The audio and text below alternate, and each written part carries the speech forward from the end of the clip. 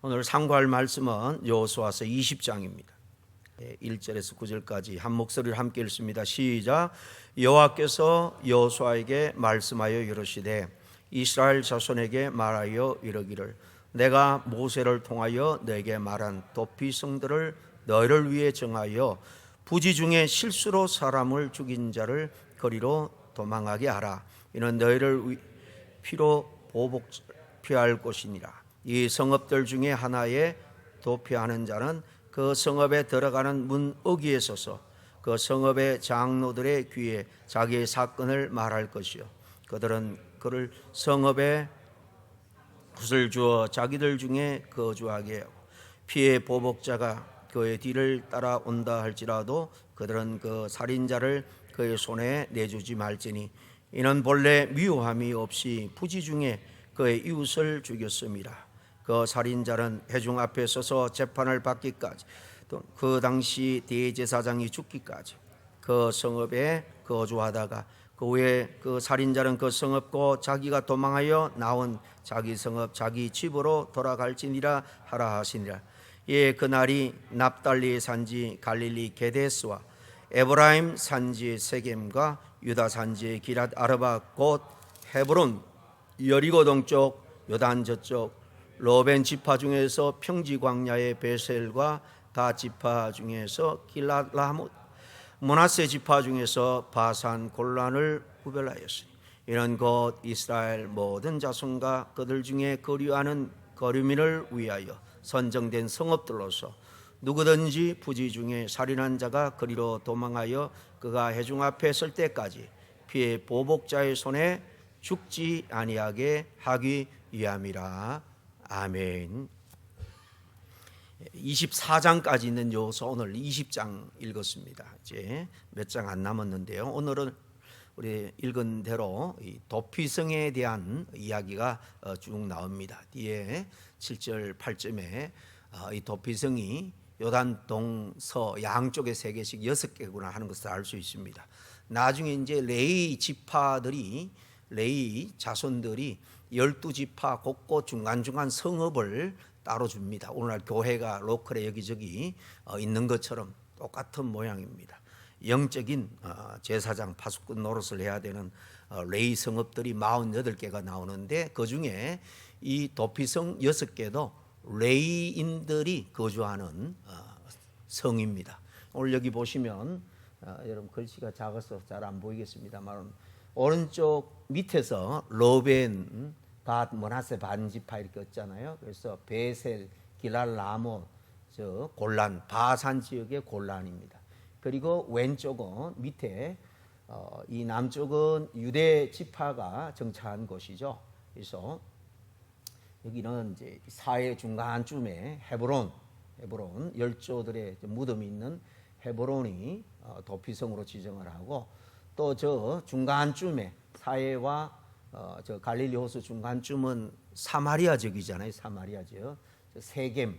세겜이 바로 그 사마리아 수가성입니다. 수가성이 그 옛날 세겜으로 이 성경 지리학자들은 그렇게 봅니다. 위에는 저주산 에발산, 밑에는 축복 거리심산이 있죠.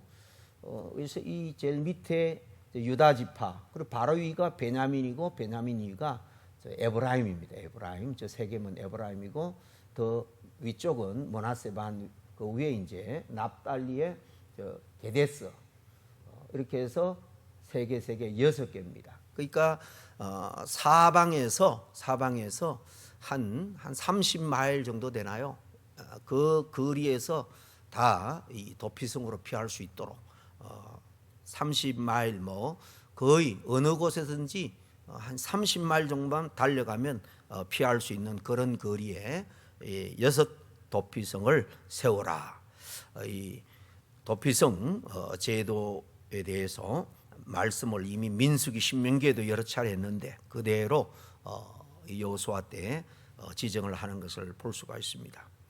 그러니까 다른 율법도 그런 것처럼 이 도피성 규례, 도피성 제도도 이스라엘이 가나안 땅에 들어가기 전에 미리 말씀한 법입니다. 규례입니다. 가나안 땅을 정복하기 전에 그 땅에서 어떻게 살아가야 하는가 하는 것을 말씀하신 것은 가나안 땅에서의 삶은 내 멋대로의 삶이 아니라 하나님이 세우신 원칙, 그 원리에 따라 살아가야 되는 삶이다라는 것을 의미하는 거예요. 이 도피성은 내 마음대로 원칙을 전하는 것이 아니라, 그래서 내 편의대로 살아가는 것이 아니라 하나님이 주신 원칙에 맞추어 살아가야 된다. 지난번 제비뽑기로 땅을 분배하는 이야기를 나눴습니다. 그것은 하나님의 은혜로 얻은 그런 땅이라는 원칙 아래서 하나님이 주신 은혜니까 그저 감사함으로 받고 거기서 감사하며 살아가야 된다 하는 것을 말씀하고 있습니다. 그런 것처럼 도피성 역시도 이스라엘이 이제 가나안 땅에 정착하여 살 때에 어떤 원칙을 말해주는 거예요. 이런 정신으로 살아야 된다. 그러면은 이 도피성은 어떤 원칙을 말씀하고 있는지 2절 3절 우리 같이 보겠습니다. 이스라엘 자손에게 고하여 이르라. 내가 모세로 너희에게 말한 도피성을 택하여 부지 중 오살한 자를 거리로 도망하게 하라. 이는 너희 중 피해 보수자를 피할 곳이니라 그랬습니다. 이 부지 중에 오살했다는 것은 죽일 의도가 없이 실수로 죽였다는 거예요. 교통사고를 우리가 깜빡 졸음을 해서 사실 차선을 넘어가서 건너편오는 차를 맞받아서 그래 충돌하면은 여러분 사망사고가 일어나게 됩니다. 죽일 의도가 없지만은 내 과오와 실수로 그 사람이 죽게 된 거죠. 물론 뭐 마약을 했다든가 술을 잔뜩 먹고 법이 금한 운전을 해서 그랬다면 그건 뭐 여기 해당되지 않겠지만, 이렇게 내가 어떻게 남을 해칠 죽일 마음이 없는데 내 실수나 가오로 이렇게 살인 사건을 일었을 경우입니다. 이 도피성이라는 것은 살인을 한 사람이 이제 목숨을 구하기 위해서 도피한다, 피하는 성입니다. 그러나 모든 살인자에게 다 해당되는 것이 아니라 말씀드린 것처럼 의도로 악의를 품고 그렇게 한 것이 아니라 실수로 살인을 한 사람에게만 해당되는 것이 바로 이 도피성 제도입니다. 민수기 35장에 보면 여기에 대한 자세한 내용이 나옵니다. 불의의 사고로 사람을 죽이게 된 자가 이 성으로 피하도록 되어 있는데, 옛날에는 뭐 같이 나무하러 갔다가 갑자기 도끼날이 휘두를 때에 빠져서 옆에 있는 사람에게 맞아서 그 사람이 죽게 되었다, 뭐 이런 거죠. 고의성이 없는. 그럴 때 어쨌든 살인을 한 죄가 있습니다. 실수든 고의든. 그럴 때는 온전한 재판을 받고 보호를 받기 위해서 도피성으로 피하게 되어 있는 거죠. 이것은 죽은 자의 이제 가까운 형제나 친족들이 보복할 권한이 있습니다. 그걸 여기 피해 보수자다, 3절 마지막 절에 피해 보복자다라는 겁니다. 이거는 또한 이것도 법이에요. 그러나 이 살인자가 내가 정말 죽일 의도로 죽은 것이 아닙니다 하는 것이 그 공개적으로 밝혀지고, 그래서 보호를 받도록 도피성에 피할 수 있는 또 살인자에게도 그런 권한을 준 겁니다. 자기가. 보수자는 이렇게 가까운 친족입니다. 형제일 수도 있고, 그들의 복수로부터 바로 살인자를 보호하기 위한 거예요. 이것이 바로 여기 나오는 도피성 제도인데요. 오늘 6절에 보면 그 살인자가 회중에 앞에 서서 재판을 받기까지나 또는 당시 대제사장의 죽기까지 그 성읍에 거하다가 그 후에 그 살인자가 본 성읍, 자기 성읍이죠. 자기가 도망해 나온 그 성읍에 자기 집으로 돌아갈지니라. 여기 보면 도피성으로 피한 살인자는 재판을 통해서 일단 고인가 아닌가 실수였는가 판명을 합니다. 그렇게 되면 실수다, 도피성에 피할 수 있게 되는 거죠. 언제까지냐? 도피성에 거하는 레위 지파의 성읍이라 그랬잖아요, 그죠? 대제사장이 물론 한 사람씩 여기는 다 있는데 죽을 때까지입니다. 대제사장이 죽고 나면 그때는 자기 집으로 자유의 몸이 돼서 돌아와 살 수 있습니다. 자유의 몸이 되면은 그 옛날 살인을 범했지만 그 죄에 대해서 복수하거나 책망할 수 없는 거예요. 하나님께서 이러한 도피성 제도를 이스라엘 안에 두신 이유가 뭘까요? 이것은 이스라엘이 자유의 몸이 되고 그리고 가나안 땅에서 살아갈 수 있게 된 것이 전적으로 하나님의 은혜다, 하나님 덕분이다 하는 것을 늘 상기시키기 위한 것입니다. 비록 실수로 사람을 죽였다고 해도 피해자 입장에서는 그 사람의 그 실수를 보는 게 아니죠. 그 부모나 형제, 가까운 친척이 야, 너 때문에 바로 우리 형제가 죽었다, 이것만 생각하게 될 겁니다. 그리고 피해 복수를 하기 위해서 그 사람을 죽일 때까지 찾아다닐 것입니다. 만약에 도피성 제도가 없다면 가해자는 살인 동기를 불문하고 피해자의 친척 그 복수자, 보수자로부터 죽임을 당할 수밖에 없습니다. 산다고 해도 사는 게 아니죠. 바로 그러한 살인자가 도피성에 의해서 보호를 받게 되는 거예요. 즉 죽어야 할 자가 도피성에 의해서 죽음을 면하게 되었다라는 것입니다.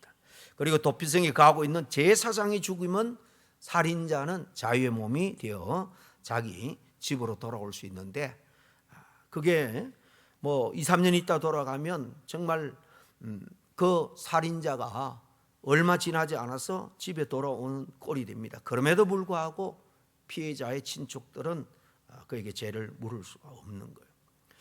이 정도로 쭉 설명을 하면 도피성이 신약 시대에 와서는 어떤 의미가 있는가 하는 것을 금방 눈치가 챌 겁니다. 하나님은 이스라엘 안에서 도피성을 두시고 그 도피성에 대제사장을 두셨죠. 그리고 도피성으로 피한 죄인, 이 살인자는 도피성에서 보호를 받다가 대제사장이 죽으면 자유의 몸이 됩니다.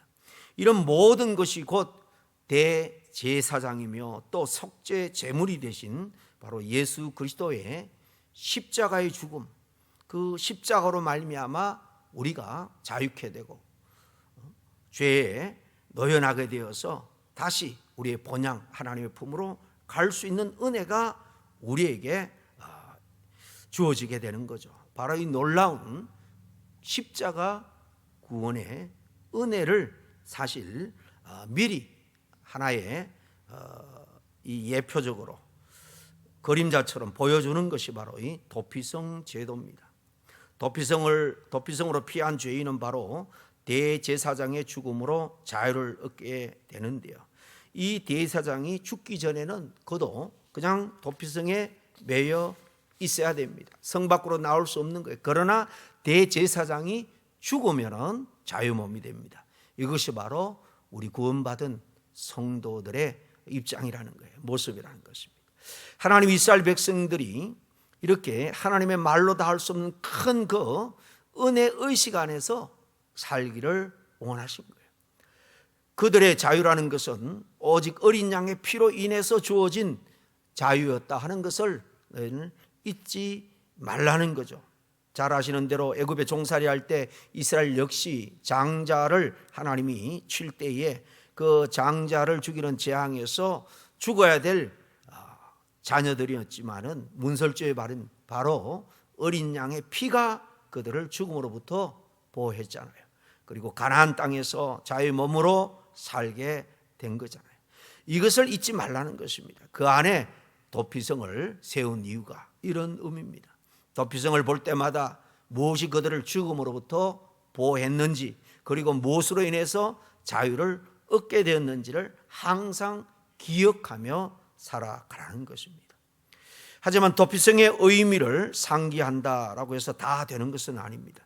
도피성의 의미와 정신이 이스라엘 안에 확산되어야 하는 거죠. 다시 말하면 그 정신으로 살아가야지 도피성을 세워주신 하나님의 뜻, 의미가 세워지는 거죠. 실수로 사람을 죽이고 가해자와 그리고 피해자가 발생하게 되는 것은 사람과 사람 사이에 그런 사회 활동, 사람의 만남이 있기 때문에 일어나는 일이죠. 결국 인간의 만남 속에서 발생하는 여러 가지 실수와 상황 속에서 하나님의 은혜를 원칙으로 하는 그런 삶을 살아가야 한다, 그런 말씀입니다.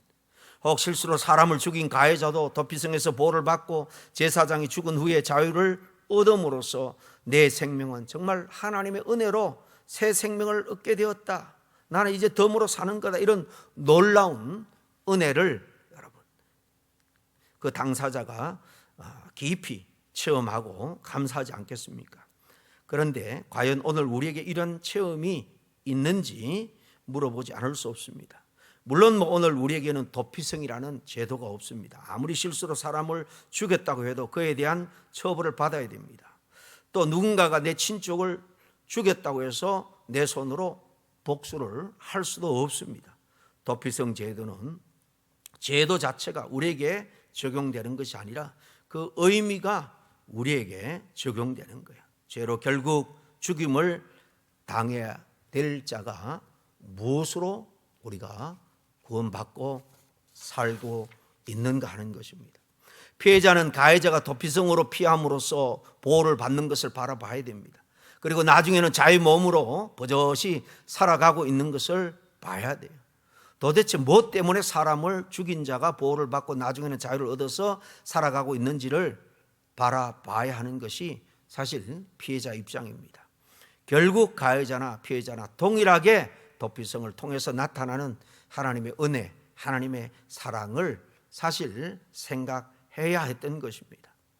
가해자는 대제사장이 죽음으로 자유 몸이 되면 그 누구도 그의 죄에 대해서 물을 수가 없습니다. 대제사장이 죽음으로 모든 죄가 해결되었기 때문이죠. 결국 가해자를 통해서 보여지는 것은 우리 죄를 대신 죽으신 예수님이에요. 예수님의 죽음이 우리를 자유케 하였음을 옛날 도피성에 피한 살인자를 통해서 증거하고 있는 것입니다. 그리고 반대로 피해자는 내 친족을 죽인 자가 자유의 몸이 되어 살아가는 것을 보면서도 참아야 했습니다. 왜냐하면 이미 그런 제사장의 죽음으로 인해서 하나님이 정한 법에 따라 자유를 얻었기 때문이에요. 가해자의 자유의 배경에는 제사장의 죽음이 있습니다. 따라서 피해자는 내 친족의 죽음이 아니라 가해자를 자유케 한 제사장의 죽음을 사실 인정을 해야 합니다. 그 제사장의 죽음으로 밉지만은 여전히 그에 대한 원한의 마음이 있지만은 하나님이 정한 법이기 때문에 사실 마음으로부터도 그를 놓아줘야 하는 것입니다. 이렇게 가해자와 피해자 모두가 도피성이라는 원칙 안에 살아갈 때에 이제 하나님은 원한을 서로 풀고 살아가야 한다 하는 것을 말합니다. 인간의 만남 안에서 본의 아니게 가해자와 피해자라는 것이 발생할 수 있습니다. 교회 안에서도 얼마든지 그런 일이 일어납니다. 본의 아니게 실수를 해서 형제에게 피해를 입힐 수도 있습니다. 그럴 때 그리스도의 십자가의 은혜 안에 사는 성도의 관계라면 바로 이 도피성의 정신을 사실 나타내야 한다는 겁니다.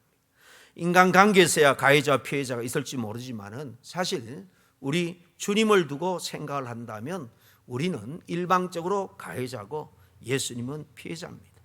내가 피해를 입은 것보다는 내가 내 죄로 인해서 예수님에게 피해를 입힌 것이 더 크다는 것을 우리는 알아야 됩니다. 왜냐하면 예수님은 나를 구원하기 위해서, 나를 위해서 모든 것을 다 버려 십자가에 죽었기 때문입니다.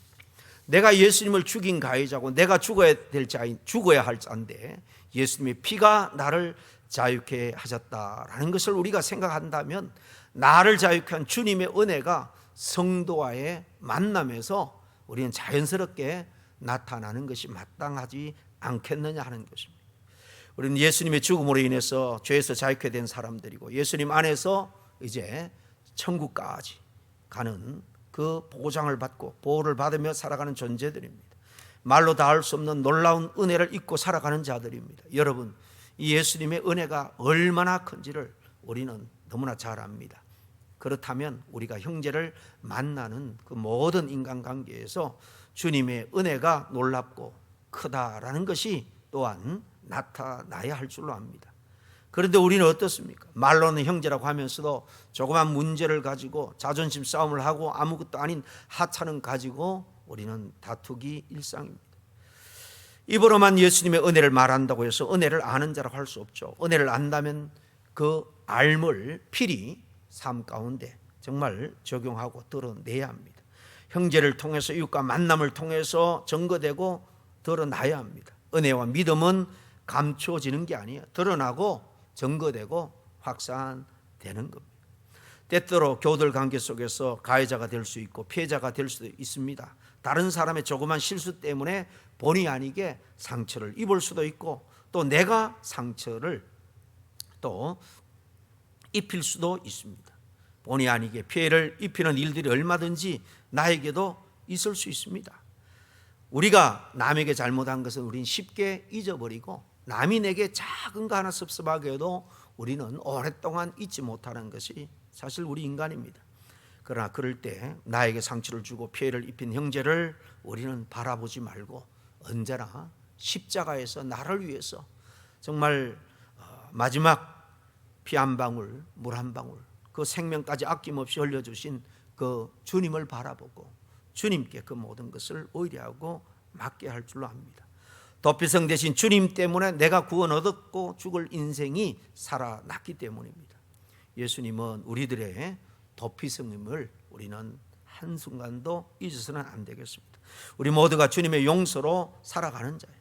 주님의 피가 우리를 천국까지 견인하고 인도할 겁니다. 하나님의 긍휼이 우리를 사망에서 생명으로 건져주셨어요. 어떤 경우를 만나도 도피성이신 주님을 바라보고 살아간다면 아무리 악한 자 나에게 해를 끼치고 뭐 한다 할지라도 우리는 마음으로 죄를 범하지 않고 혹 우리가 인간인지라 죄를 범했다 할지라도 십자가의 은혜로 용서하고 긍휼을 베푸는 그런 주님의 작은 제자의 모습으로 살아가게 될 줄로 믿습니다.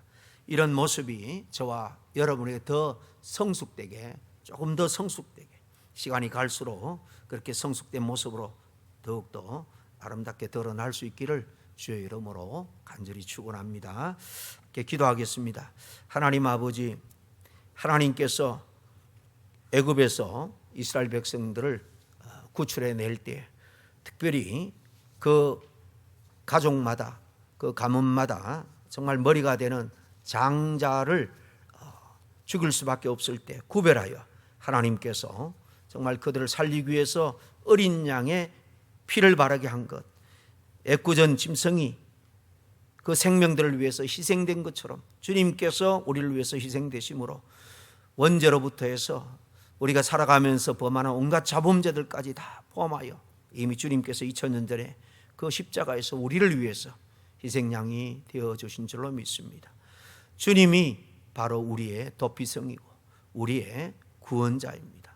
주님께서 대제사장이 되어 십자가의 완전한 희생물로 죽으심으로 우리가 죄인임에도 불구하고 하나님 앞에 섰을 때 의롭다고 인정받게 되는 것입니다. 이 놀라운 긍휼의 법을 아버지 하나님 저희들이 잊고 살아가오니 그 은혜에 합당한 삶을 살아가는 우리 모두가 될 수 있도록 날마다 말씀으로 성령으로 인도하시고 주님께서 힘을 주셔서 주님이 기뻐하는 삶을 잘 감당하며 살아갈 수 있도록 인도하여 주시옵소서. 예수님 이름으로 기도하옵나이다. 아멘.